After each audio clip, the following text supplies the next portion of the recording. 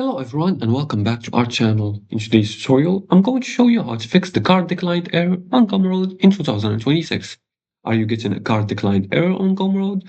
Don't worry, this is common and usually easy to fix. In today's video, I'll show you exactly what causes it and how to solve it step by step. As you can see on my screen, this is one of the errors you might be encountering. It says your card doesn't support this type of purchases, so the payment won't go through. Now, to fix this issue, before we start, I'm going to give you a quick guide. If you haven't already created your Gumroad account, you can do that by going to your web browser and then going to the website Gumroad.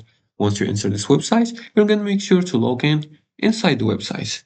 Now, after that, while encountering this error, first thing you want to do is to check the card details. You're going to make sure your card number, expiration date, and CVV, and also the billing addresses are correct. You can do that by clicking on your dashboard here. And then you're going to go to your settings by scrolling down here, and then go to the payments, and then check the payment infos.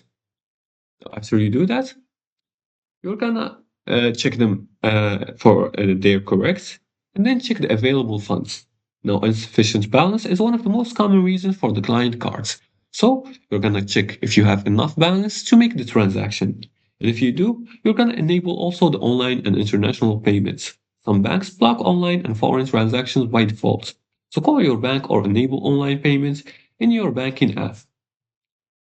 The fourth thing you can do is to remove the VPN. VPNs sometimes trigger fraud protection systems, so disable it and try again.